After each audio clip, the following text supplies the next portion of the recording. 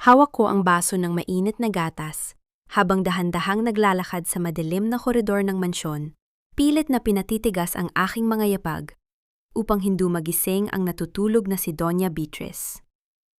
Bago ko pa man maabot ang pintuan ng silid-aklatan, narinig ko ang pamilyar na boses ng aking asawang si Hector mula sa bahagyang nakabukas na pinto. Kailangan nating palabasin na pinababayaan ni Teresa si Mama para makuha natin ang pirma sa bago kong kapangyarihan. Sumagot ang malambing at mapanlinlang na boses ni Isabel, ang aking Mdo Guafu na nangahas na mamuhay sa ilalim ng aming bubong sa ngalan ng pamilya. Huwag kang mag-alala. Gabi-gabi siyang nagpapakapagod sa pag-aalaga. Napakatanga ng asawa mo, Hector. Maniniwala at maniniwala iyon sa bawat sabihin mo dahil mahal ka niya. Ang bawat salitang lumabas sa kanilang mga bibig ay tila mga karayom na bumaon sa aking pandinig. Ngunit walang kahit isang patak ng luha ang nangahas na lumabas sa aking mga mata.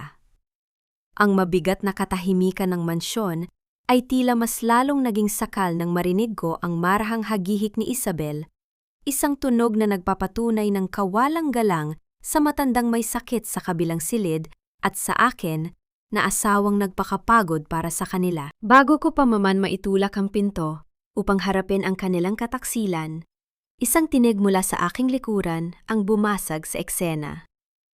Si Maria, isa sa mga matatandang katulong sa bahay, ay lumapit ng may pag-aalala sa kanyang mukha. Senyora Teresa, kanina pa po kayo hinahanap ni Doña Beatriz? Kailangan na po niyang inumin ang kanyang gamot sa puso.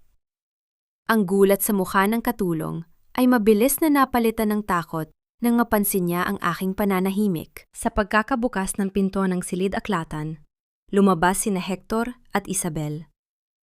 Walang kahit anong bahid ng pagkakasala sa mukha ng aking asawa. Sa halip, ang kanyang mga mata ay napuno ng pamilyar na galit at pagmamataas upang pagtakpan ang kanyang sariling dumi. Teresa, bakit nain mo lang dinala ang gatas ni Mama? Kanina pa naghihintay ang nanay sa kanyang silid. Kung hindi mo kayang asikasuhin ang mga tungkulin mo rito sa bahay, sabihin mo lang. Masyado ka nang nagiging pabaya dahil sa mga inaasikasa mong papel sa Don Dindua. Ang kanyang boses ay mayabang. Ginagamit ang kanyang kapangyarihan bilang lalaki sa bahay upang hiyain ako sa harap ng katulong. Sumunod na nagsalita si Isabel. Dahan-dahang pinupunasan ang kanyang mga mata na tila may luha. Suot ang kanyang paboritong maskara ng pagiging biktima. Ate Teresa, pasensya ka na ha? Ako na nga lang ang tumutulong sa pag-aalaga kay Mama para hindi ka masyadong mapagod sa trabaho mo. Pero parang palagi kang galit sa akin. Gabi-gabi na lang akong nagdarasal para sa kapayapaan ng pamilyang ito. Ngunit tila palagi mo kaming pinaghihinalaan. Dito, nagtapos ang 10 taon ng aking bulag na katapatan. Hinarap ko ang katotohanan na ang bawat puyat ko sa tabi ng kama ng may sakit, ang bawat sakripisyo ko para sa reputasyon ng pamilyang ito, ay naging pataba lamang sa kanilang kasakiman. Ang pagmamahal na inakala kong proteksyon ay isa palang matalas na lubid na unti-unting sumasakal sa aking leeg. Sa sandaling iyon, ang huling bakas ng init sa aking puso ay tuluyang naging yelo. Tumingin ako ng diretsyo sa mga mata ni Hector. Walang panginginig ang aking mga kamay habang dinala ko ang baso ng gatas sa lamesa sa kanilang tapat. Isang manipis at malamig na ngiti ang sumilay sa aking mga labi. Isang ngiting hindi nila kailanman nakita sa akin sa loob ng 10 taon ng aming pagsasama. Huwag kang mag-alala, Hector. Alam ko kung kailan ako dapat kumilos at kung ano ang aking mga dapat asikasuhin. At ikaw, Isabel, ipagpatuloy mo lang ang iyong pagdarasal dahil baka kailanganin mo yan ng higit sa inaakala mo sa mga susunod na araw. Bago pa man sila makasagot sa aking malamig na pananalita, tinalikuran ko sila ng walang pag-aalinlangan. Ang bawat hakbang ko palayo sa kanila ay tila pagputol sa mga kadena ng aking nakaraan. Dumiretso ako sa garahe at sumakay sa aking sasakyan sa ilalim ng madilim na langit na nagbabadya ng malakas na bagyo. Ang ugong ng makina ng aking kotse ay bumasag sa katahimikan ng gabi habang dahan-dahang bumubukas ang malaking tarangkahan ng mansyon. Kinuha ko ang aking lihim na telepono mula sa aking bag. Ang teleponong hindi alam ng kahit sino sa pamilyang ito. At tinawagan si Senyor Gabriel, ang aking pinagkakatiwalaang pribadong investigador sa Maynila. Gabriel, simulan mo nang i-access ang lahat ng pribadong transaksyon sa ilalim ng pangalan ni Hector at Isabel. Huwag kang mag-iwan ng kahit anong bakas. Oras na para bawiin ang bawat sentimo na sa akin. At yakin mong walang makakaligtas sa kanila. Ibinaba ko ang telepono at mabilis na pinatakbo ang sasakyan sa gitna ng madilim na kalsada ng Laguna. Ang malamig na hangin na pumapasok sa bintana ay hindi nakapawi sa naglalagablab na determinasyon sa aking dibdib. Ang aking unang hakbang ay nagsimula na at walang sinuman ang makakapigil sa akin. Kinabukasan, maaga akong gumising upang ihanda ang agahan ng pamilya. Sa bawat pag-ayos ko ng mga pinggan at kubyertos sa mahabang lamesang gawa sa matigas na kahoy, pinapanatili ko ang kapayapaan sa aking mukha. Walang sinuman sa mga katulong ang nakapansin sa baw na nagaganap sa aking kalooban. Ang lahat ay nakikita lamang ang isang masunuring asawa na naghahanda ng pagkain para sa kanyang kabiyak. Nang bumaba si Hector mula sa ikalawang palapag, kaagad ko siyang ipinagtimpla ng kape. Inilagay ko ang tasa sa kanyang tapat nang may marahang paggawgaw ng ulo bilang tanda ng paggalang. Tiningnan niya ako nang may mapagmataas ng ngiti. Iniisip na ang kanyang mga pananakot kagabi ay tuluyan nang nagbaso ko sa akin. Mabuti naman at natahuan ka na, Teresa, sabi niya habang humihigop ng kape. Kailangan mong matutunan kung sino ang dapat mong pakinggan dito sa bahay. Ang pamilya ko ang nagbigay sa iyo ng pangalan at posisyon sa dondiendua na ito. Kaya marapat lamang na unahin mo ang aming kagustuhan. Isang manipis na ngiti ang isinagot ko sa kanya habang inaayos ang kanyang plato. Opo, Hector. Inuna ko na ang mga dapat unahin at tinitiyak kong walang mawawala sa mga plano ko. Hindi nang tagal ay pumasok sa silid kainan si Isabel. Suot ang isang magarbong sutla na bestido at may bitbit na mamahaling bag na gawa sa balat ng hayop. Ang bag na iyon ay nagkakahalaga ng 6 na buwang sweldo ng isang ordinaryong manggagawa sa Dondien. Alam kong galing ang perang pambili niyon sa mga pondo ng pamilya na aking pinaghirapan. Ate Teresa, tignan mo naman ang bago kong bag, sabi ni Isabel habang ipinapakita ang hawakan yon sa aking tapat ng may lihim na pagmamayabang. Sabi ni Hector, regalo raw ito sa akin dahil sa walang sawang pag-aalaga ko kay Doña Beatriz habang ikaw ay abala sa mga dokumento. Sana wag kang magalit ha. Maliit na bagay lang naman ito para sa kapayapaan ng ating tahanan. Hinarap ko siya ng may kalmado at malamig na titig. Bagay na bagay sa iyo ang bag na yon, Isabel. Ang mga ganyang bagay ay talagang angkop sa mga taong sanay kumuha ng mga bagay na hindi naman talaga pag-aari nila. Nabulunan si Hector sa aking sinabi, habang si Isabel naman ay mabilis na nagbago ang mukha, napalitan ng pamilyar na lungkot upang magmakaawa ng simpatya. Teresa, ano na namang ibig mong sabihin sa mga paratang mong yan? Galit na singhal ni Hector. Huwag mong simulan ang inggit mo sa harap ng pagkain. Wala akong sinasabing masama, Hector. Kumain na kayo bago pa lumamig ang inyong pagkain. Sabi ko bago dahan-dahang tumalikod upang pumunta sa aking opisina. Pagpasok ko sa aking tanggapan sa Dondien, agad kong nilak ang pinto. Inilabas ko ang mga ledger ng pananalapi at sinimulang i-audit ang mga peking resibo ng pagbili ng mga pataba na pinapirmahan sa akin ni Hector noong nakaraang buwan. Gamit ang aking kakayahan sa accounting, mabilis kong natunton ang paglilipat ng pondo patungo sa isang hindi kilalang shell company sa Maynila. Ang bawat numero ay aking kinopya at inilagay sa isang ligtas at naka-encrypt na flash drive. Nang hapon ding iyon, umalis sina Hector at Isabel upang pumunta sa bayan para sa isang pantitipon. Ginamit ko ang pagkakataong ito upang isagawa ang aking plano. Kinuha ko ang maliliit na camera na aking binili sa Maynila at lihim na inilagay ang mga ito sa mga sulok ng silid-aklatan at sa silid ni Isabel. Ang bawat paggalaw ko ay mabilis, ngunit tahimik. Tinitiyak na walang kahit isang katulton ang makakakita sa aking ginagawa. Bago ako bumalik sa aking opisina, pumasok ako sa silid ni Doña Beatrice. Ang matanda ay mahimbing na natutulog. Ang kanyang katawan ay tila mas lalong nanghina sa mga nakaraang araw. Lumapit ako sa gilid ng kanyang kama at dahan-dahang hinawakan ang kanyang manipis at kulubot na kamay. Ang init ng kanyang balat ay tila nagbigay sa akin ng lakas upang magpatuloy sa aking laban. Ipinapangako ko po sa inyo, Mama. Hindi ko hahayaang sirain nila ang Don Dinzua na itinayo ninyo ng may dugo at pawis. Babawiin ko ang lahat ng kinuha nila sa atin at pananagutin ko sila sa bawat sakit na idinulot nila sa inyo.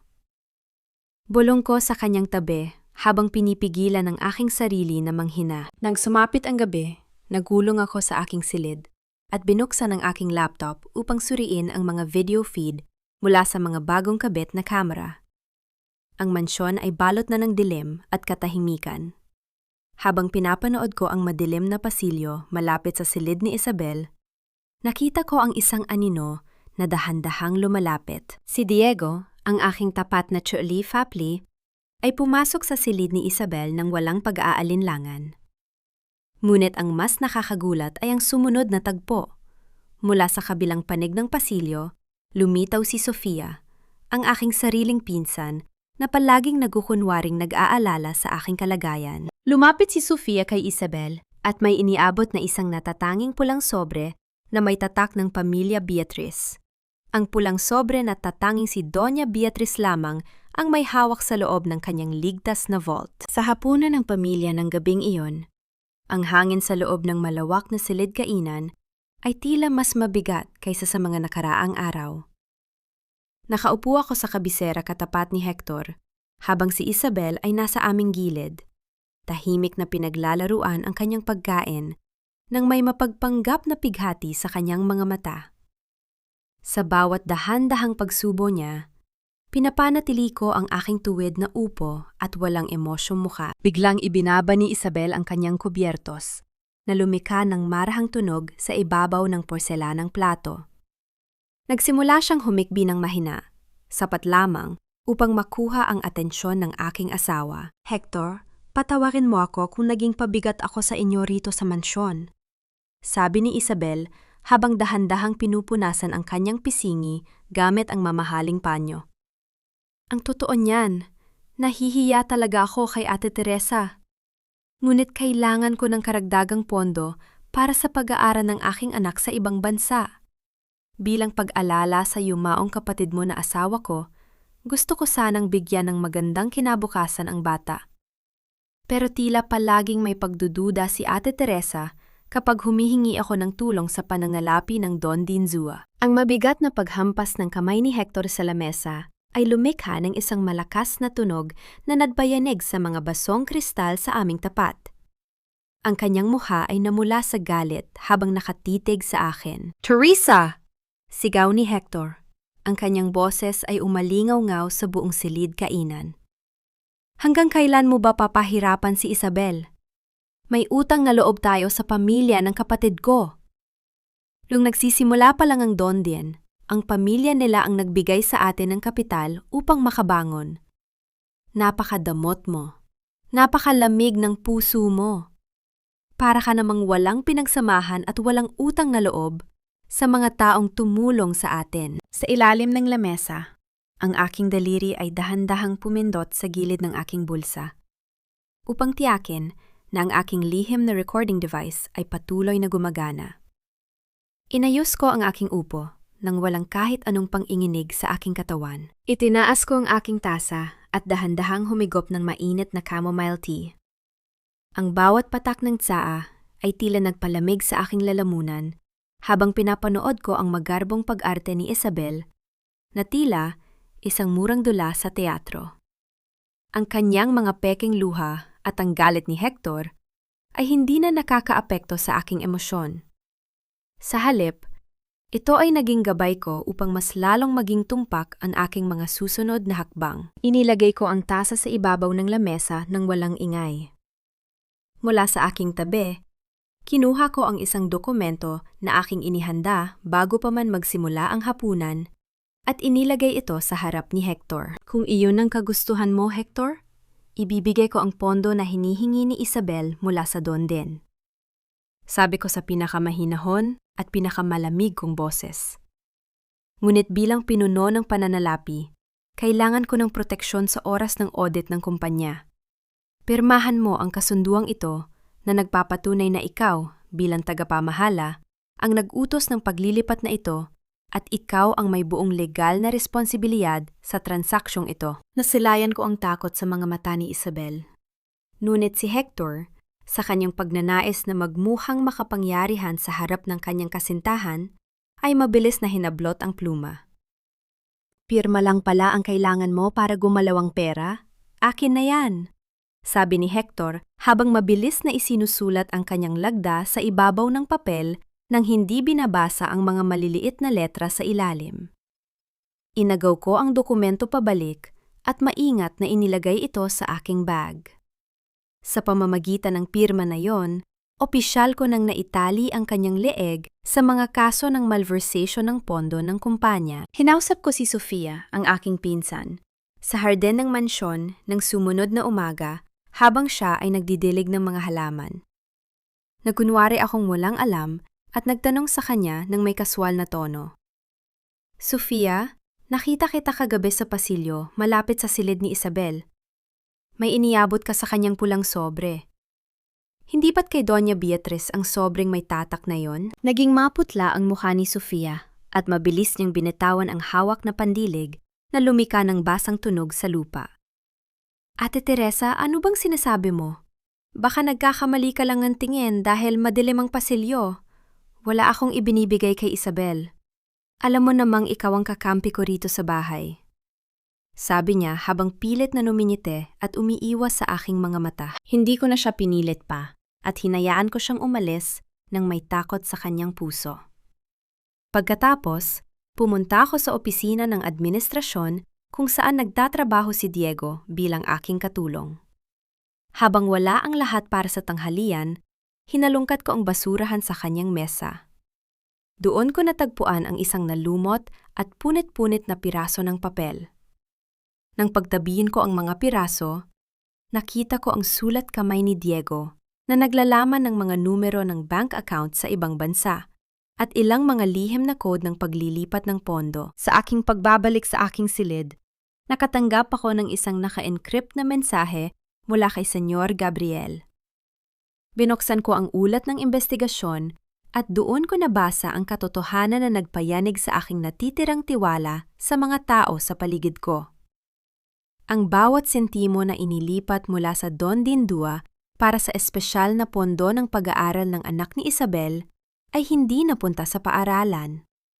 Ang lahat ng iyon ay direktang dumaloy sa isang lihim na account na pagmamay-ari ng isang tao sa Maynila. Ang pangalan ng may-ari ng account ay Diego Alcantara. At sa likod ng lumang resibo na aking nakuha sa basurahan, nakasulat ang buong pangalan ni Diego sa tabi ng orihinal na apelido ni Isabel bago siya ikasal sa kapatid ni Hector. Sila ay magkapatid sa parehong ina. Pumasok si Diego sa aking opisina nang may marahang katok sa pinto. Ang kanyang muka ay puno ng pamilyar na katapatan at profesionalismo, habang inilalagay niya ang isang makapal na folder sa ibabaw ng aking mesa. Ate Teresa, narito na po ang mga papeles para sa paglilipat ng iyong mga personal na ari-arian sa pangalan ng iyong ina sa Maynila. Ginawa ko ito ng mabilis at maingat para hindi mapansin ni Hector. Nag-aalala na rin po ako sa kalagayan ni Doña Beatriz. Mukhang mas lalong bumibilis ang paghina ng kanyang katawan sa ilalim ng pangangalaga ni Isabel. Sabi niya, ang kanyang boses laday sukamtong valolang. Tumingin ako sa kanya at tumango. Maraming salamat, Diego. Napakalaking tulong mo sa akin sa mga panahong ito kung kailan tila lahat ng tao sa mansyon ay may itinatagong lihim. Nang lumapit siya upang iabot ang pluma, Isang pamilyar na halimuyak ang pumasok sa aking pang-amoy. Amoy jasmine at rosas.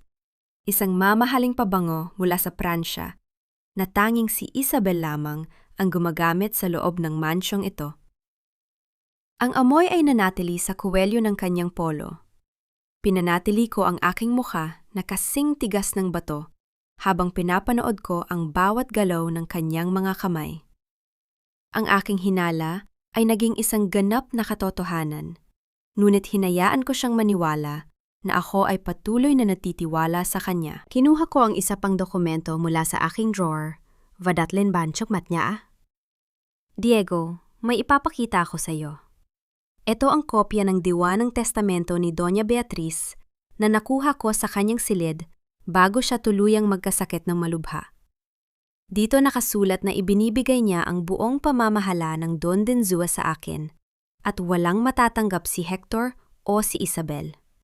Kailangan nating ingatan ito ng mabuti dahil ito ang huli nating alaslaban sa kanila. Nakita ko ang mabilis na pagningning ng kanyang mga mata sa loob ng isang saglit.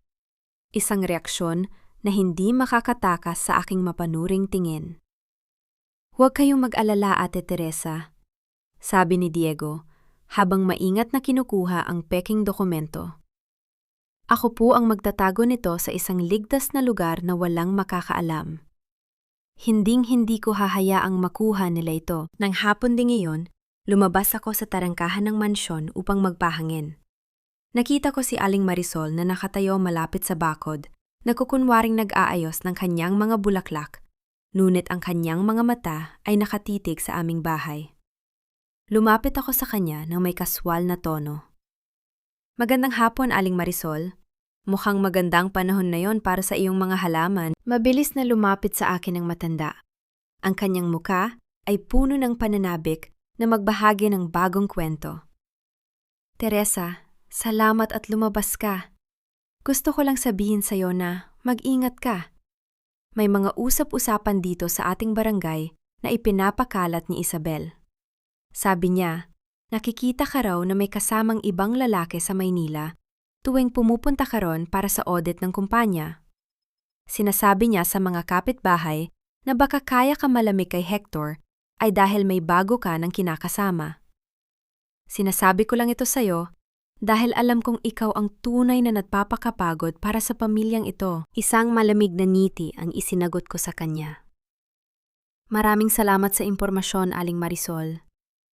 Ang mga chismis ay parang alikabok sa hangin. Madaling lumipad at madali ring mapawi kapag dumating na ang malakas na ulan. Hayaan natin silang magsalita habang may lakas pa sila. Pagbalik ko sa loob ng bahay, dumiretso ako sa silid ni Doña Beatriz. Nakasalubong ko si Isabel na papalabas ng silid, bit-bit ang isang basong walang laman. Nang makita niya ako, mabilis siyang nag-iwas ng tingin at nagmamadaling bumaba ng hagdan. Pumasok ako at tiningnan ang bote ng gamot sa ibabaw ng lamisita. Ang tirang likido sa loob ay may kakaibang kulay. Mas madilim at malabo kumpara sa normal na gamot sa puso ng matanda. Alam kong dahan-dahan nilang nilalaso ng aking bago kong ina upang hindi na ito makapagsalita kailanman. Naupo ako sa tabi ng kama ni Doña Beatriz. Dahan-dahan niyang iminulat ang kanyang mga mata na puno ng pagod. Nang makita niya ako, nakita ko ang takot at pagsusumamo sa kanyang mga mata. Sa pamamagitan ng kanyang natitirang lakas, itinaas niya ang kanyang nanginginig na kamay at mahigpit na hinawakan ang aking daliri. Ang kanyang mga labi ay nanginginig, sinusubukang bumuo ng mga salita, ngunit walang kahit anong tunog na lumabas sa kanyang lalamunan. Nandito ako, Mama. Bulong ko habang marahang hinahaplos ang kanyang gulo-gulong buhok. Alam ko ang lahat ng ginagawa nila sa inyo.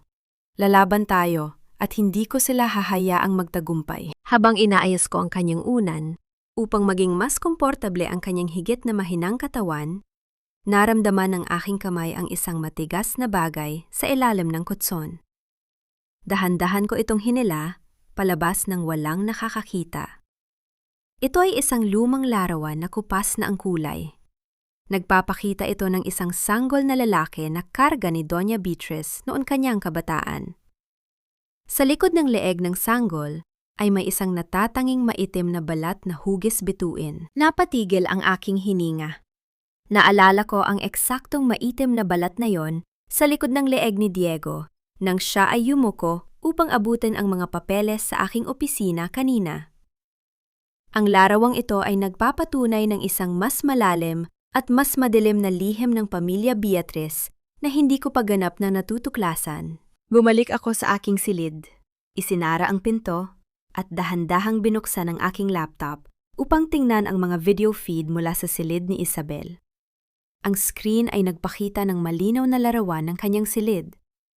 Pagkalipas ng ilang minuto, pumasok si Diego. Mabilis na tumakbo si Isabel patungo sa kanya at niyakap siya ng mahigpit.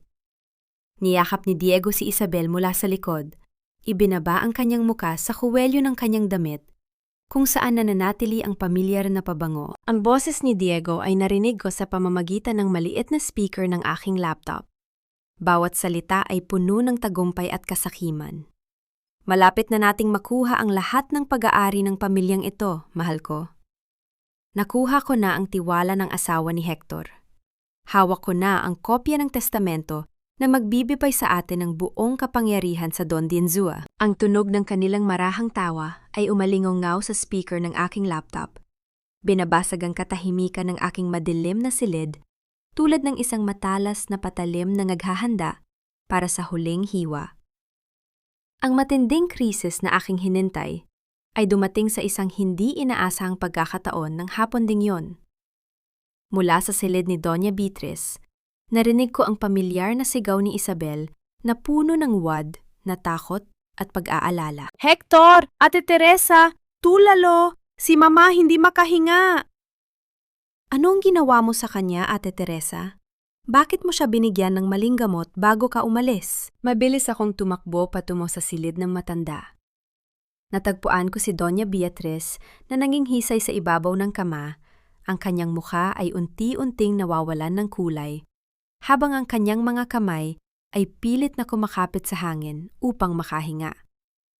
Sa tabi ng kama, hawak ni Isabel ang isang basong may tirang likido na may kakaibang kulay, habang umiiyak ng malakas upang makuha ang atensyon ng lahat ng katulton sa pasilyo. Inilabas ko ang aking telepono mula sa aking bulsa upang tumawag ng ambulansya. Ngunit bago ko pa man mapindot ang numero, marahas na hinablot ni Hector ang aking bisig. Ang kanyang mahigpit na pagkakahawak ay nag-iwan ng sakit sa aking balat. Ngunit pinanatili ko ang aking malamig na titig sa kanya. Huwag kang tumawag ng ambulansya, Teresa. Sigaw ni Hector. Ang kanyang muka ay malapit sa aking muka habang nanlilisik ang mga mata. Gusto mo bang malaman ang buong probinsya na nilason mo ang aking ina upang makuha ang Don Diendua? Ikaw ang huling pumasok dito kanina at ikaw lang ang may interes na patayin si Mama para sa kanyang pera. Dito ka lang. Hihintayin natin ang doktor ng pamilya na alam kung paano protektahan ang ating reputasyon. Hector, bitawan mo ako. Sabi ko sa pinakamahinahon, ngunit pinakamatalas kong boses. Mamamatay si Mama kapag hindi natin siya dinala sa ospital sa loob ng 30 minuto.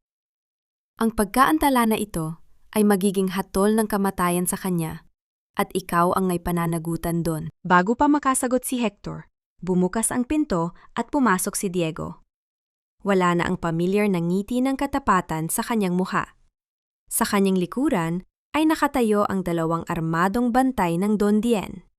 Ang kanilang mga mukha ay walang emosyon. Pasensya na po, Ate Teresa.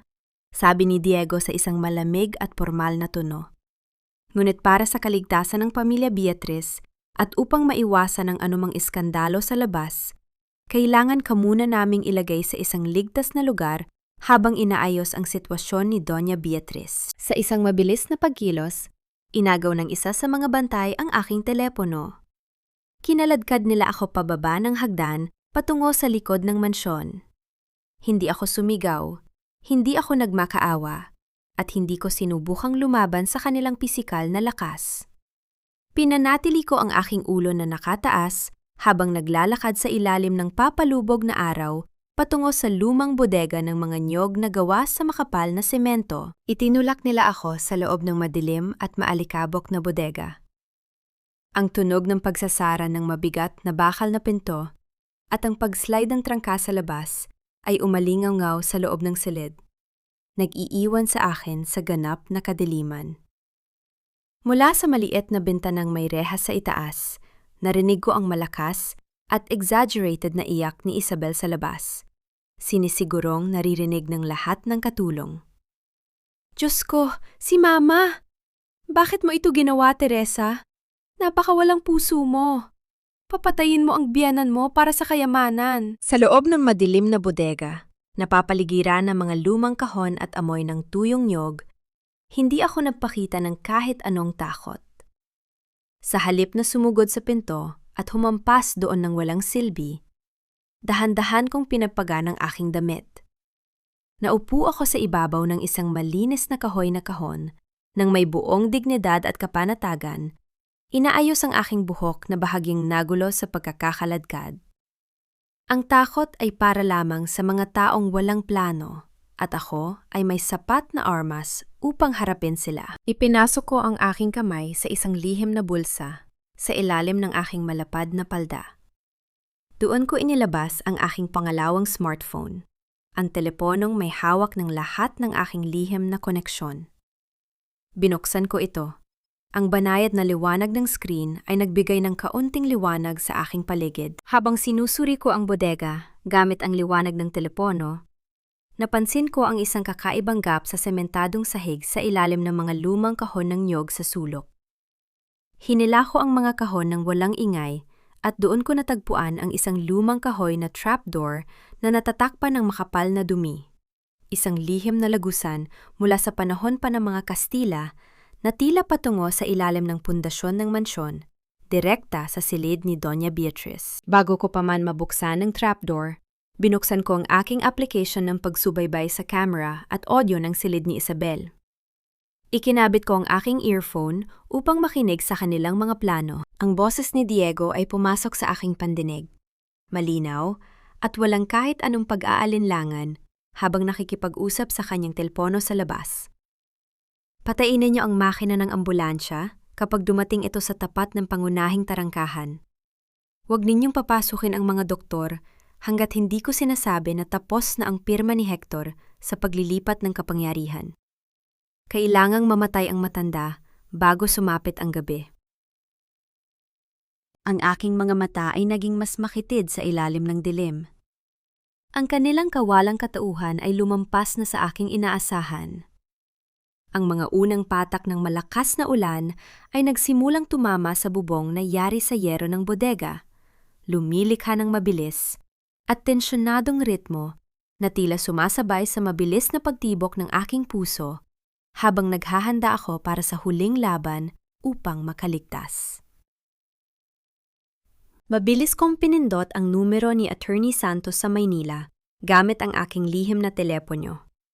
Nang sumagot ang abogado, ang kanyang boses ay puno ng pag-aalangan at kaba na agad nagpatunog ng babala sa aking isipan. Ma'am Teresa, tumawag po si Diego kanina. May dala siyang dokumento na may lagda ninyo na nagpapawalang bisa sa lahat ng nauna nating utos para sa paglilipat at pag-freeze ng mga ari-arian sa Don Diandua. Sabi niya, nagkaayos na raw kayo ni Sir Hector at hindi na kailangan ang mga legal na hakbang na iyon. Dahil hawak niya ang inyong opisyal na pirma, wala akong nagawa kundi sundin ang utos. Napapikit ako ng aking mga mata sa matinding galit. Ginamit ni Diego ang bawat dokumento na pinirmahan ko sa kanya bilang aking truly fapli upang kopyahin ang aking lagda. Ang aking unang plano ay tuluyang nasira dahil sa pagtataksil ng taong pinakamalapit sa aking mga transaksyon. Narinig ko ang marahang mga yapag sa labas ng pinto ng bodega sa gitna ng malakas na ulan. Lumapit ako sa dingding at idinikit ang aking tainga upang pakinggan ang pag-uusap ni Diego at Isabel na nakatayo malapit sa silid ng mga niyog, malayo sa pandinig ng mga katulong sa mansyon. Siguraduhin mo lang, Diego, na walang ebidensyang matitira laban sa atin. Sabi ni Isabel, ang kanyang boses ay wala ng bakas ng pagiging biktima. kundi puno ng kasakiman at puot. Kapag patay na si Beatrice, tayo na ang magpapatakbo ng Don Dinzua na ito. Ang yaman ng mga Beatrice ay magiging sa atin sa wakas. Huwag kang mag-alala, aking mahal. Tugon ni Diego. Ang kanyang boses ay may malamig na tawa na nagpatayo ng aking mga balahibo. Walang nakakaalam na tayo ay magkapatid sa ina na nagpanggap lamang upang makuha ang yaman ng pamilyang ito. Matapos ang lahat ng pang-aapi na ginawa ni Beatrice sa ating ina noong unang panahon, ito ang pinakamatamis na paghihiganti na nararapat para sa kanila. Ang bawat salita nila ay tila isang matalas na dulo ng kutsilyo na bumaon sa aking puso. Hindi ako nagtagumpay sa pagliligtas kay Doña Beatrice dahil naging bulag ako sa katapatan ni Diego. Ang taong nagbigay sa akin ng pagmamahal bilang isang tunay na ina ay kasalukuyang namamatay sa loob ng mansyon dahil sa aking pagkakamali. Ang matinding pighati sa aking dibdib ay mabilis na nagbago. Naging isang naglalagablab na galit na kasing lamig ng yelo. Hinalungkat ko ang madilim na sulok ng bodega at nakatagpo ako ng isang kalawanging bakal na baras. Sinimulan kong gamitin ito upang gupitin at sirain ang mga kahoy na rehas ng maliit na bintana sa itaas. Sa bawat marahas na pagbira ko sa bakal, ang aking mga daliri ay nasugatan ng mga matatalas na splinters at kalawang. Ngunit hindi ko naramdaman ang sakit. Dahan-dahan kong idiniin ang aking duguang daliri sa sementadong dingding ng bodega, habang dahan-dahang isinusulat ang mga pangalan ng mga may sala sa pamamagitan ng aking sariling dugo. Hector, Isabel, Diego.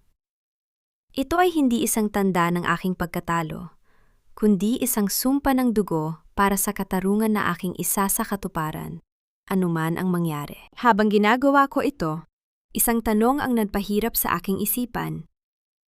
Bakit tila naging napakadali para kay Diego na makapasok sa aking opisina upang kopyahin ang aking mga lagda at kunin ang mga dokumento? Ang password ng aking ligtas na vault ay tanging kami lamang ni Sofia ang nakakaalam. Napagtanto ko na si Sofia, ang aking pinsan na palaging umiiyak sa aking tabi, ang nagbukas ng pinto para sa kanila. Sa huling malakas na paghampas ko gamit ang bakal na baras, nabasag ang kahoy na rehas ng bintana. Sumilip ako sa labas sa gitna ng malakas na ulan na bumabasa sa aking mukha. Sa dulo ng pasilyo, nakita ko ang pagdating ng ambulansya ng may pulang ilaw na umiikot, ngunit ang sasakyan ni Hector ay nakaparada ng pahalang. Hinaharangan ang buong tarangkahan ng mansyon. Ang doktor ng ambulansya ay bumaba, nakikiusap kay Hector sa gitna ng bagyo upang papasukin sila. Ngunit marahas siyang itinulak ni Hector pababa sa putikan. Umalis kayo rito! Walang may sakit sa loob ng aking ari-arian. Huwag kayong makialam sa mga usapin ng aking pamilya. Sigaw ni Hector habang nanilisik ang mga mata sa ilalim ng ulan. Napanood ko ang lahat ng may matigas na muka habang ang aking puso ay tuluyan ng namatay para sa lalaking tinawag kong asawa. Ang tunog ng sirena ng ambulansya na unti-unting pinatay ng mga doktor habang sila ay napilitang umatras sa ilalim ng pagbabanta ng mga armadong bantay ni Hector ay dahan-dahang humina sa gabi, nag-iiwan ng isang nakakabining katahimikan ng kamatayan sa buong kapaligiran. Nakalusot ako sa pagitan ng mga nabasag na kahoy ng bintana ng bodega. Tumakbo ako sa ilalim ng malakas na buhos ng ulan na tila bumubura sa putik at dumi sa aking mukha. Ngunit walang makakapagbura sa naglalagablab na layunin sa aking puso. Narating ko ang tapat ng tarangkahan ng mansyon kung saan nakatayo pa rin si Hector sa tabi ng kanyang sasakyan. Pinapanood ang lumalayong ambulansya ng may mapagmataas na ngiti. Hinarap ko siya ng walang kahit anong takot. Ang aking boses ay sumigaw sa gitna ng ugong ng bagyo. Hector, ano ang ginagawa mo? Si Mama ay nangangailangan ng dugo at gamot na yan din. Ang sarili mong dugo ang tanging makakapagligtas sa kanya dahil kayo lang ang may parehong uri ng dugo. Bakit mo pinalayas ang ambulansya? Tumingin sa akin si Hector at humagalpak ng tawa isang tawang puno ng kawalang-galang at kamangmangan. "Huwag mo nga akong madaan sa mga pag-arte mo, Teresa," sabi ni Isabel. "Umaarte lang si Mama upang pilitin akong hiwalayan siya at bumalik sa iyo. Alam ko ang mga laro ninyo. Gusto mo lang magmukhang bayani sa harap ng mga bolaw ng pamilya upang makuha ang pamamahala sa Don Diendua. Hindi ako magpapaloko sa iyo." Tinitigan ko siya ng may matinding pandidire. Wala nang galit sa aking mga mata, kundi isang malamig na katotohanan na tuluyan ng nagpasya sa kanyang kapalaran. "Ikaw ang pumatay sa sarili mong ina, Hector. Tandaan mo ang araw na ito, dahil ito ang simula ng iyong katapusan." Hindi ko na hinintay ang kanyang sagot. Nilpasan ko siya at tumakbo ako pabalik sa loob ng mansyon, nag-iiwan ng mga basang yapag ng putik sa marangyang hagdanan. Pumasok ako sa silid ni Doña Beatriz. Ang silid ay balot ng isang nakakabinging katahimikan ng kamatayan. Lumapit ako sa kama at natagpuan si Doña Beatriz na halos wala ng hininga. Ang kanyang mga mata ay nakatitig sa kisame, glassy at walang emosyon. Tila nagtatanong kung bakit ang kanyang sariling anak ay pinagkaitan siya ng huling pagkakataon na mabuhay. Niyakap ko ang kanyang nanghihinang katawan. Sa unang pagkakataon, sa gitna ng trahedyang ito, umiyak ako. Ngunit ito ay isang tahimik na pag-iyak. Walang tunog, walang gulo. Tanging mga maiinit na luha lamang na dumadaloy sa aking malamig na pisingi habang nararamdaman ko ang unti-unting paglamig ng kanyang balat. Sa kanyang huling sandali, dahan-dahang itininaas ni Doña Beatriz ang kanyang nanginginig na kamay patungo sa kanyang leeg. Hinila niya ang kanyang gintong kwintas na may krus at marahas na inilagay ito sa loob ng aking duguang palad. Alam ko ang liham ng krus na ito. Naglalaman ito ng isang micro SD card ng tunay na testamento na magliligtas sa Don Diendua at magpaparusa sa kanila. Pagkatapos nito, ang kanyang kamay ay tuluyan ng bumagsak na walang buhay. Dahan-dahan kong ginamit ang aking mga daliri upang ipikit ang mga mata ng yumaong ina habang hinahalikan ang kanyang malamig na noo sa huling pagkakataon. "Pumayapa ka na, Mama.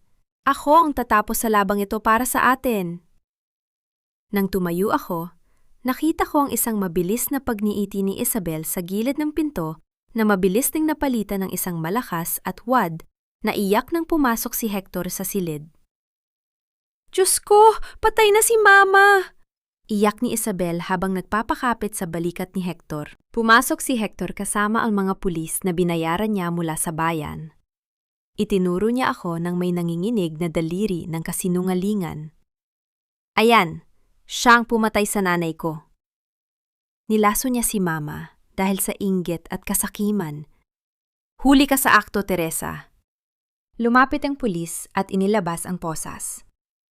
Hindi ako lumaban, hindi ako sumigaw.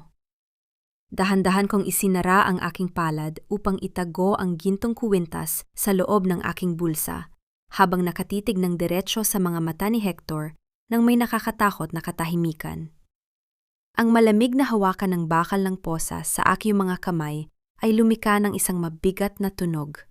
Ngunit sa aking puso, alam kong ang mga bakal na ito ang magiging unang hakbang patungo sa kanilang ganap na pagbagsak. Sa loob kumutsewda ng lokal na istasyon ng pulisya, naupo ako sa ibabaw ng malamig na bench na gawa sa semento.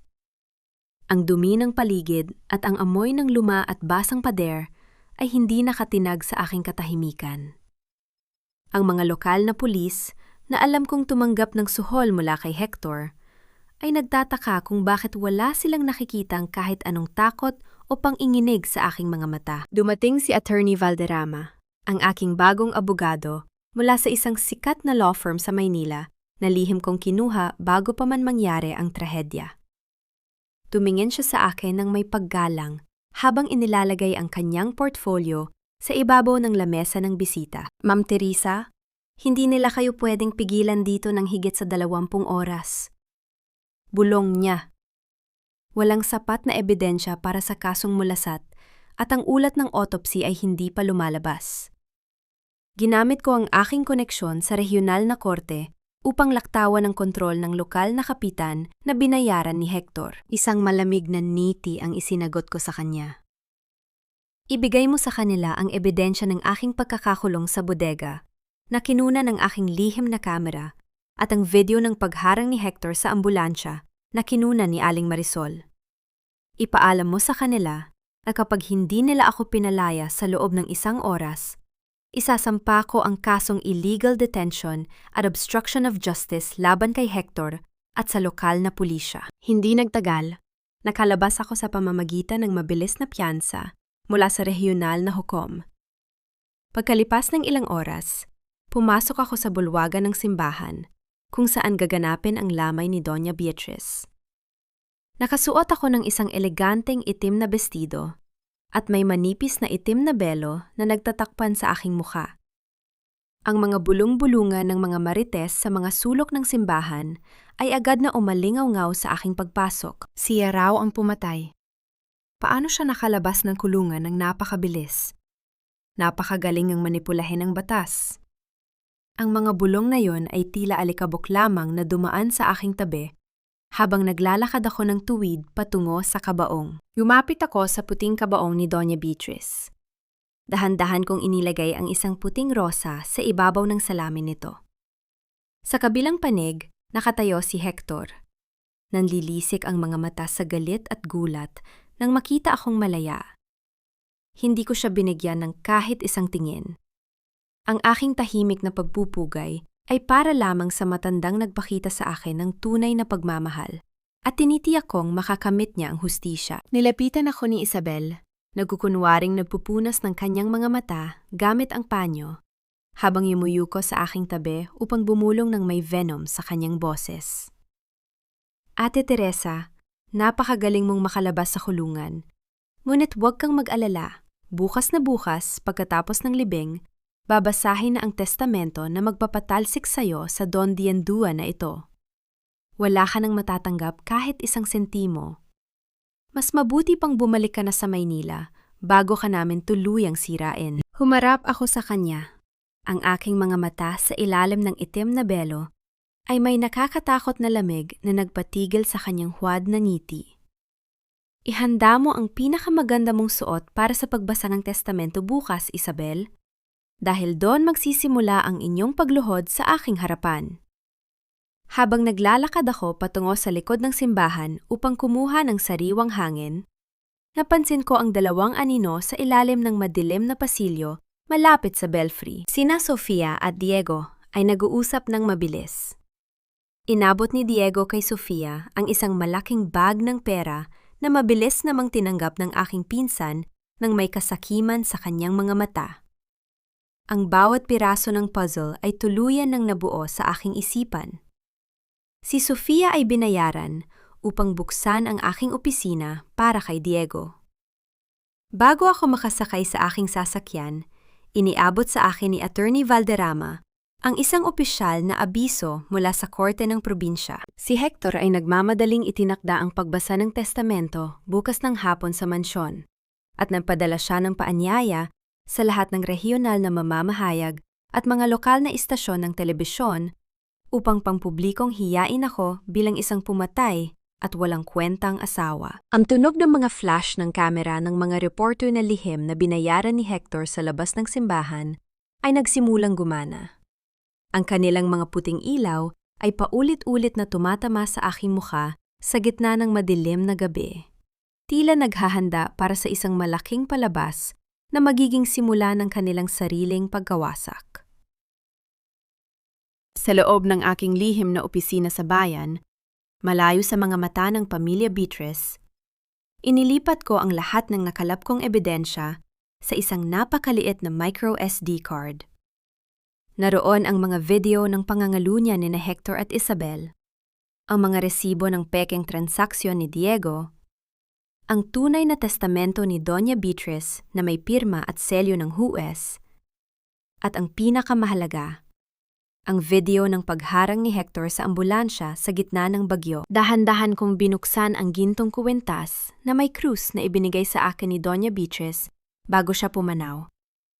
May maliit na lagusan sa likod niyon kung saan kasya ang card. Maingat ko itong ipinasok at isinara. Tinitiyak na ang huli at pinakamalakas naming armas ay mananatiling ligtas sa aking leeg. Habang ginagawa ko ito, sa mansyon naman ng mga Beatrice, lihim na pumasok si Diego sa aking silid gamit ang password na nakuha niya kay Sofia. Hinalughog niya ang aking safe upang hanapin ang tunay na testamento ni Doña Beatriz upang sirain ito. Nang mabuksan niya ang safe, nakatagpo siya ng isang folder na may tatak na tunay na testamento. Ngunit nang buksan niya ito, walang ibang laman kundi isang piraso ng papel na may sulat kamay ko. Huli ka na, Diego. Ang bawat hakbang mo ay nakatala na sa aking mga kamay. Natatakot at nanginginig. Napilitang umalis si Diego nang walang nakuha. Hindi masabi kay Hector dahil sa takot na mawala ng tiwala ang aking asawa sa kanya. Kinausap ko si Sofia sa loob ng isang madilim at pribadong silid sa isang restaurant sa bayan. Hindi ako sumigaw. Hindi ko siya sinisi. Sa halip, iniharap ko sa kanya ang aking tablet na nagpapakita ng video ng pag-uusap ni Diego at Isabel kung saan hayagan nilang sinasabi na gagamitin nila si Sofia bilang biktima. Kapag nag-imbestiga na ang Bureau of Internal Revenue, BIR, sa pananalapi ng Don Dinzua. Ginamit ka lang nila, Sofia, sabi ko habang nakatitig sa kanyang natatakot na mga mata. Ang lahat ng pirma mo bilang saksi sa mga pekeng dokumento ang magpapasok sa iyo sa kulungan, habang sila ay tataka sa ibang bansa gamit ng perang ninakaw nila. Ngayon, pumili ka. Sasama ka sa kanila sa kulungan o magiging testigo ka para sa akin bukas. Umiyak si Sofia ng malakas. Lumuhod sa aking harapan habang nanginginig ang buong katawan. Patawarin mo ako, Ate Teresa. Binayaran ako ni Diego at binantaan na sasaktan ang pamilya ko kung hindi ko ibibigay ang password. Sasabihin ko ang lahat sa korte. Gagawin ko ang lahat ng gusto mo. Nang sumapit ang hating gabi, bumalik ako sa aking ligtas na tinutuluyan. Inihanda ko ang aking itim na suit na may malapad na blazer at pantalon para sa susunod na araw. Tinitiyak na ang bawat detalye ay perpekto para sa aking muling pagbabalik. Tumingin ako sa aking sarili sa salamin. Isinuot ko ang gintong kwintas na may krus ni Doña Beatriz. Ang aking mukha ay naging kasing tigas ng marmol. Walang kahit anong bakas ng kahinaan sa aking mga mata. Ang taong nakatayo sa salamin ay hindi na ang masunuring asawa ng nakaraan, kundi ang magpaparusa sa kanila. Lihim ko ring tinawagan ang mga bolaw, ang mga matatandang pinuno ng pamilya Beatriz na may malaking impluwensya sa probinsya ng Laguna. Ipinangako ko sa kanila ang buong katotohanan tungkol sa pagkamatay ni Doña Beatriz at ang hinaharap ng Don Dinzua.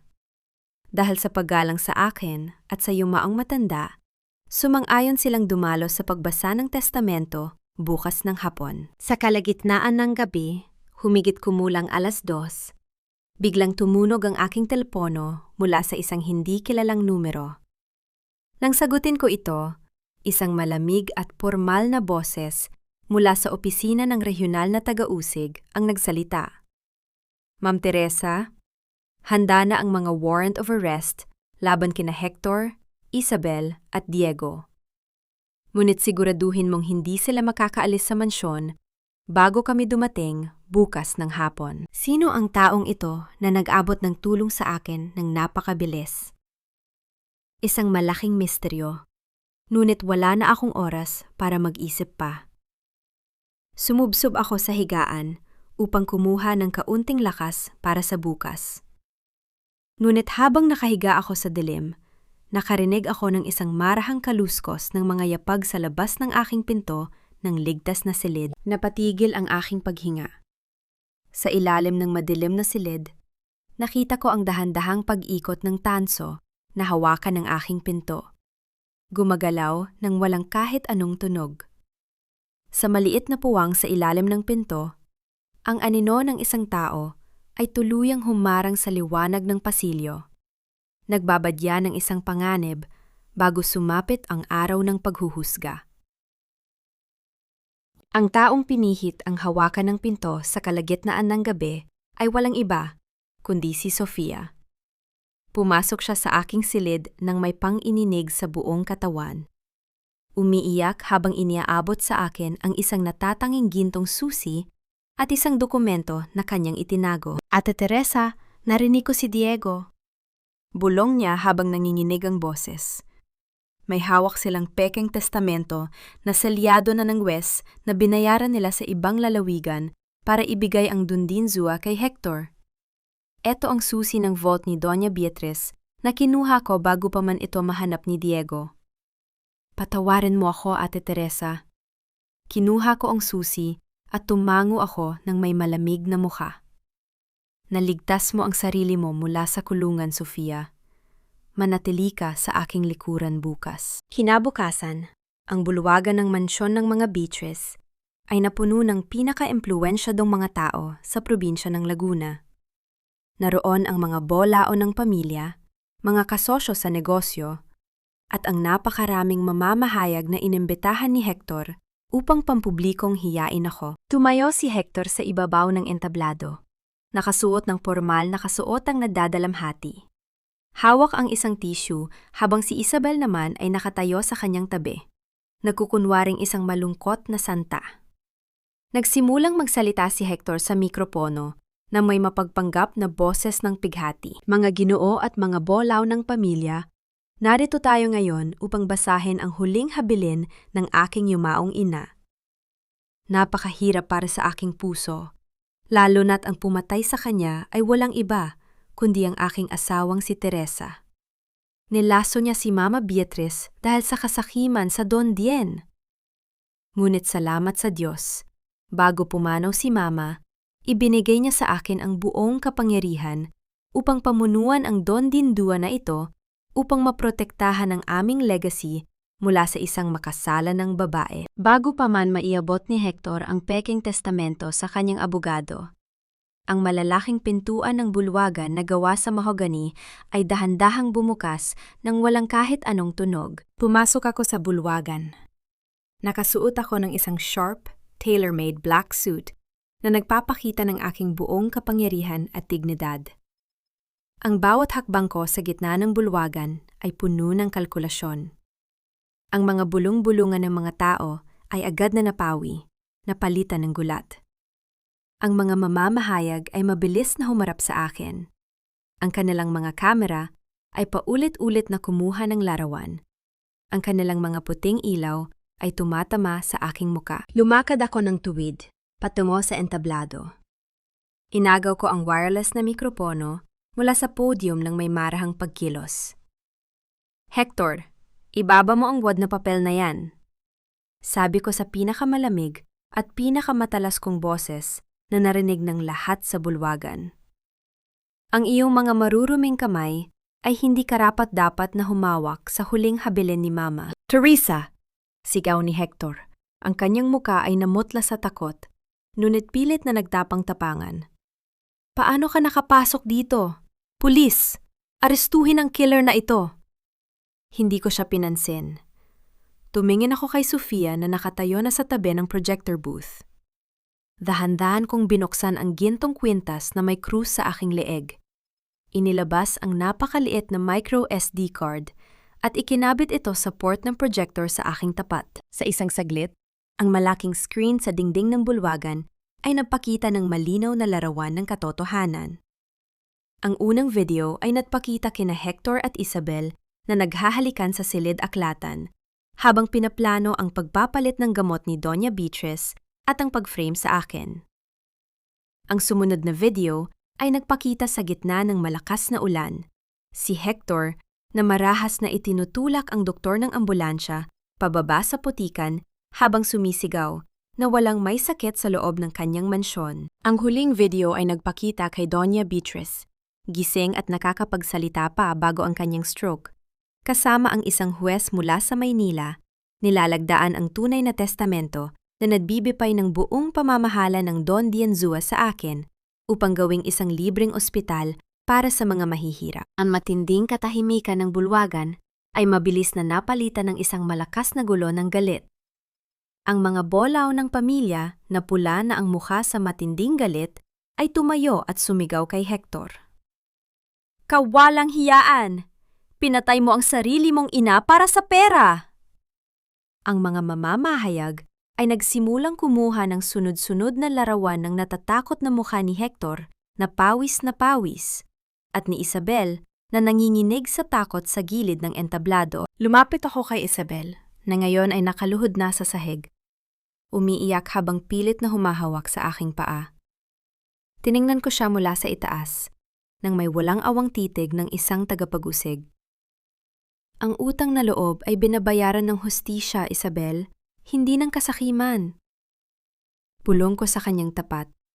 Bawat salita ay tila isang matalas na patalim na nagtapos sa kanyang mga pangarap. Mula sa malaking salamin na bintana ng mansyon, nakita ko ang mga regional na pulis na mabilis na pumapalibot sa buong kapaligiran. Ngunit may isang tanong na nanatili sa aking isipan. Sino ang nagbigay ng utos sa kanila na harangan ang lahat ng lagusan ng mansyon bago pa man magsimula ang pagbasa ng testamento? Napagtanto ni Hector na ang kanyang buhay ay tuluyan ng tapos. Sa kanyang matinding desperasyon, hinablot niya ang katad na bag na naglalaman ng mga ginto, hiyas at titulo ng Don Dien mula sa lamesa ng exhibit. Marahas niyang hinila si Isabel patungo sa likod na pinto. Itinutulak ang sinumang humaharang sa kanya. Umalis kayo sa aking daan. Papatayin ko ang sinumang haharang sa akin. Papatayin kita, Teresa! Sigaw ni Hector habang tumatakbo patungo sa garahe kung saan nakaparada ang kanyang sports car. Ang tunog ng mabilis na pag-andar ng sasakyan mula sa likod ng mansyon ay umalingaw-ngaw sa buong kapaligiran. Nagbabadya ng isang huling karera ng kamatayan para sa mga nagkasala. Habang nagkakagulo sa loob ng bulwagan, pumasok ang mga opisyal ng National Bureau of Investigation, NBI, sa mansyon. Nagtangka si Diego na tumakas sa pamamagitan ng gilid ng kusina. Ngunit bago pa man niya marating ang pinto, hinarangan na siya ng mga armadong ahente kasama si Attorney Valderrama. Diego Alcantara, ikaw ay nasa ilalim ng pag-aresto dahil sa kasong falsifikasyon ng mga opisyal na dokumento, estafa at sabwatan sa pagpatay kay Doña Beatriz. Sabi ng nangumunang ahente habang mabilis na nilalagyan ng posas ang kanyang mga kamay. Tumingin sa akin si Diego. Ang kanyang muka ay puno ng matinding gulat at pagkatalo nang mapagtanto niyang alam ko ang kanyang tunay na pagkakakilanlan mula pa sa simula. Tiningnan ko siya nang may malamig na kawalan ng pakialam bago ako tumalikod. Sa labas, sa kahabaan ng Vacta Chunchut ng Laguna, pinatatakbo ni Hector ang kanyang sports car sa pinakamabilis na bilis sa gitna ng malakas na ulan. Sa kanyang likuran, ang mga pulang ilaw ng mga sasakyan ng pulis ay patuloy na sumusunod sa kanya ng may mabilis na pag-ikot. Hawak ni Isabel ang kanyang telepono. Nanginginig ang buong katawan habang sinusuri ang kanyang banking application. Bigla siyang sumigaw sa matinding takot na bumasag sa katahimikan ng sasakyan. Hector, ang mga account natin, na-freeze na lahat ng bangko. Wala tayong pera. Paano tayo makakaalis ng bansa kung wala tayong kahit isang sentimo? Ang screen ng kanyang telepono ay nagpapakita ng pulang babala ng pag-freeze ng pondo. Ang opisyal na utos ng korte na kinuha ko sa Maynila na naging aktibo sa sandaling pumanaw si Doña Beatriz. Nagalit si Hector. Ang kanyang muka ay namula sa matinding desperasyon habang marahas na hinahampas ang manibela. Humarap siya kay Isabel at sumigaw ng may put. Kasalanan mo ito. Kung hindi mo ako sinulsulan na patayin ang aking ina at palitan ang kanyang gamot, hindi mangyayari ito. Sinira mo ang buhay ko, Isabel. Ako pa. Sigaw ni Isabel pabalit, habang pilit na inaagaw ang bag ng mga hiyas mula sa kandungan ni Hector. Ikaw ang pumirma sa lahat ng dokumento. Duwag ka, Hector. Walang kwentang lalaki. Sa gitna ng kanilang marahas na pag-aaway at pag-agawan, sa bag ng mga hiyas, habang mabilis na tumatakbo ang sasakyan, sa isang matalim na kurbada ng bangin, nawalan ng kontrol si Hector sa manibela. Ang sasakyan ay mabilis na dulas sa basang aspalto, sumira sa bakal na harang ng kalsada, at tuluyang nahulog sa malalim at madilim na voksaw ng Laguna. Ang malakas na tunog ng pagbagsak ng sasakyan sa mga matatalas na bato sa ilalim ng bangin ay umalingaw-ngaw sa gitna ng gabi, bumasag sa katawan ng kotse, at nagtapos sa kanilang mga pangarap. Pagkalipas ng ilang oras ng paghahanap ng mga rescue team sa ilalim ng ulan, narecover ang kanilang mga katawan. Agad na namatay si Isabel sa loob ng sasakyan dahil sa matinding pagkakaipit sa nadurog na makina ng kotse. Si Hector naman ay natagpuang buhay pa, ngunit ang kanyang spine ay tuluyang naputol. Ang mga doktor ay nagawang isalba ang kanyang buhay, ngunit siya ay paralisado na ang buong katawan mula sa baywang pababa, hindi na makakalakad kailanman, at nawalan na rin ng kakayahang magsalita dahil sa pinsala sa kanyang lalamunan. Pagkalipas ng ilang araw, tumayo ako sa tapat ng sirang bahal na tarangkahan ng mansyon ng mga Beatrice. Hawak ko ang aking sertipiko ng kasal kay Hector. Sa ilalim ng banayad na sikat ng araw pagkatapos ng bagyo, dahan-dahan ko itong pinunit sa dalawang bahagi, at pagkatapos ay pinili kong pira-pirasuhin ito ng mas maliliit. Hinahayaan ng hangin na tangayin ang mga piraso patungo sa putikan. Ako ay opisyal ng malaya mula sa kanilang mga kadena. Dinalaw ko ang aking ligtas na kahon sa isang bangko sa Maynila upang kunin ang aking mga personal na dokumento. Doon ko natagpuan ang isang sealed na liham mula kay Doña Beatrice na isinulat niya noong nakakapagsulat pa siya. Teresa, aking anak. Alam ko ang ginagawa na Hector at Isabel sa aking likuran. Alam ko rin kung sino talaga si Diego. Anak siya ng babaeng sumira sa aking pamilya noong aking kabataan. Hindi ko sila mapigilan dahil sa aking panghihina. Ngunit alam kong ikaw ang may sapat na talino at lakas upang bawiin ang Don Diandua na ito. Inihanda ko na ang lahat ng aking legal na deklarasyon sa Maynila upang tulungan ka kapag dumating ang oras. Maraming salamat sa pagiging tunay na anak sa akin. Ang aking buong pagtitiwala ay nasa iyo. Napagtanto ko na si Doña Beatrice mismo ang nag-ayos ng mabilis na paglabas ng mga warrant of arrest mula sa Maynila upang protektahan ako. Ang kanyang pagmamahal ay nanatiling kalasag ko hanggang sa huli.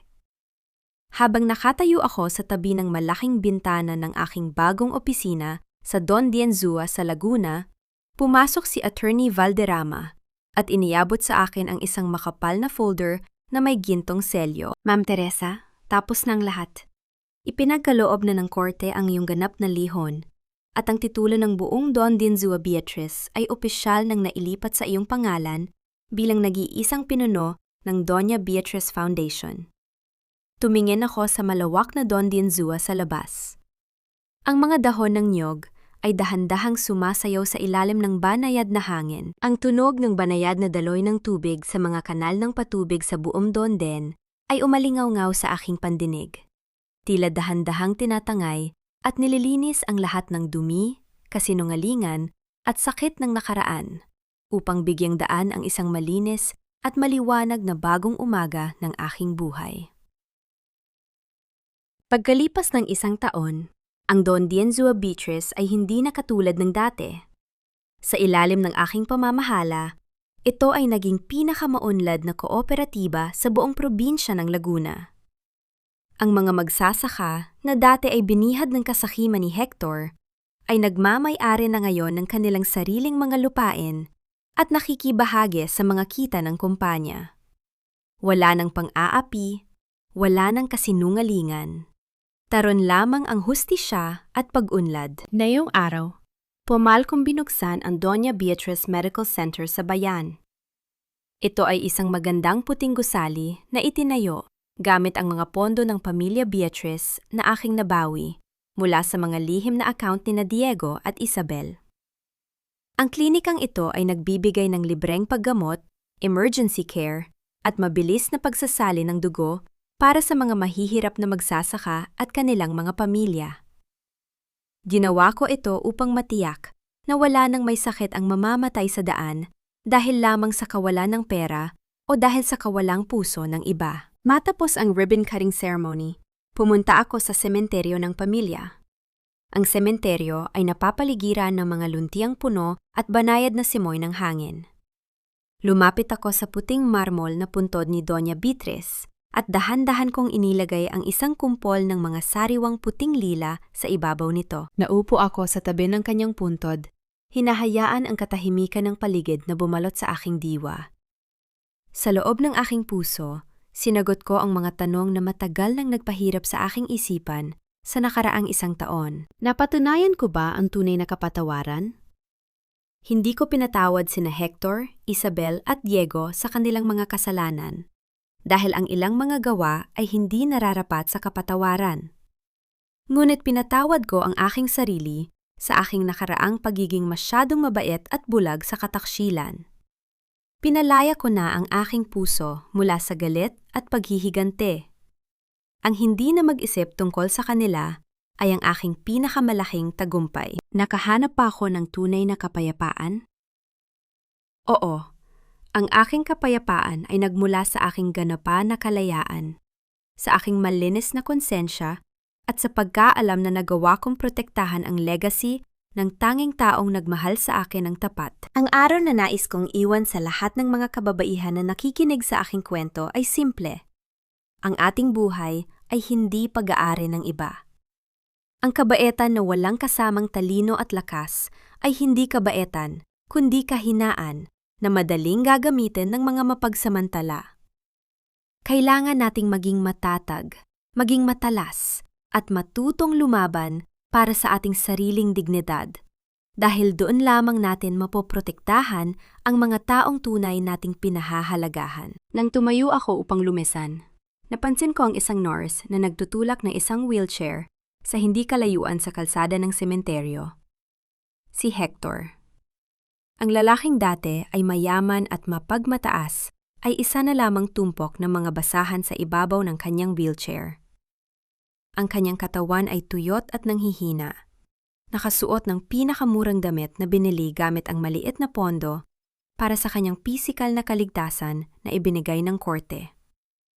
Siya ay paralisado at hindi na makapagsalita kailanman. Nang makita niya ako, ang kanyang mga mata ay lumaki sa gulat at matinding pagsisisi. Ang mga maiinit na luha ay mabilis na dumaloy sa kanyang nangungulubot na pisingi habang pilit niyang ibinubuka ang kanyang bibig upang bumuo ng mga salita. Sinubukan niyang maglabas ng tunog upang sabihin ang salitang patawad, ngunit walang kahit anong tunog ang lumabas sa kanyang lalamunan, kundi ang isang tuyot at nanginginig na hininga. Tiningnan ko siya sa huling pagkakataon. Walang galit, walang pot, at walang kahit anong awa sa aking mga mata. Para sa akin, siya ay isa na lamang estrangero na dumaan sa aking buhay at naiwan sa nakaraan. Tumingin ako sa langit. Wala sa tuktok ng isang puno ng niyog, isang puting ibon ang dahan-dahang lumipad patungo sa malawak at bughaw na kalangitan, sumasabay sa hangin ng may ganap na kalayaan. Isang banayad at magandang ngiti ang sumilay sa aking mga labi. Pinihit ko ang aking katawan at lumakad ako palayo, patungo sa aking sasakyan nang hindi lumilingon sa kanya kahit isang beses. Sumasalubong sa liwalag ng isang bagong umaga na puno ng pag-asa at walang katapusang kapayapaan. Ang bawat pira-piraso ng papel na tinatangay ng hangin ay tanda ng isang pusong sa wakas ay nahanap na ang tunay na kapayapaan.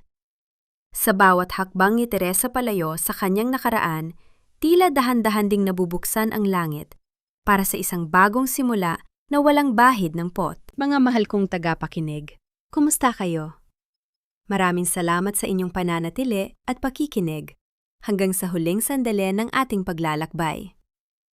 Habang binubuo ko ang bahaging iyon kung saan hinarangan ni Hector ang ambulansya sa gitna ng nadnangalit na bagyo, hindi ko mapigil ang mapaluha at makaramdam ng matinding bigat sa aking dibdib.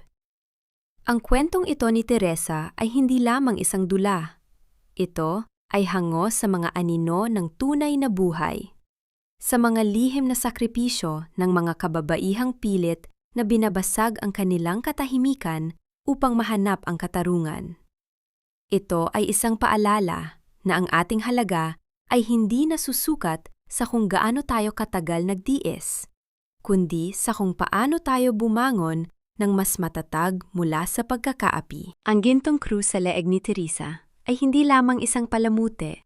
Ito ang nagsilbing sisidlan ng katotohanang nagpalaya sa kanya.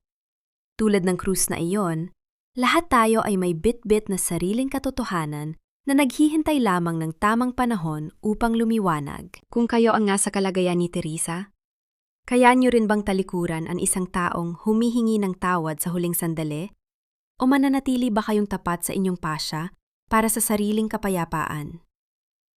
Gusto ko ring malaman, saan niyo ba pinapakinggan ang kwentong ito ngayon? Siguro ay nagluluto kayo ng hapunan para sa inyong mga mahal sa buhay. O baka naman ay nagpapahinga na matapos ang isang nakakapagod na araw. Ibahagi niyo naman ang inyong mga saloobin at sariling karanasan sa comment section sa ibaba. Dahil dito sa ating munting komunidad, handa kaming makinig sa inyong mga tinig. Huwag din ninyong kalimutang i-like at i-share ang ating video upang mas marami pa tayong mga kapatid na kababaihan ang makahanap ng inspirasyon at lakas ng loob. Hangad ko ang inyong kaligtasan at ang tapang na mamuhay ng may dignidad sa sarili ninyong paraan. Hanggang sa muli nating pagkikita sa susunod na kwento ng puso at buhay. Pamagat ng kwento: Ang Gintong Krus ng Katotohanan. Paunawa: ang lahat ng mga tauhan at mga pangyayari sa kwentong ito ay katang-isip lamang, na nilikha para sa layuning libangan at upang maghatid ng positibong mensahe. Ang karapatang-ari ng kwentong ito ay pagmamay-ari ng channel na Puso TV.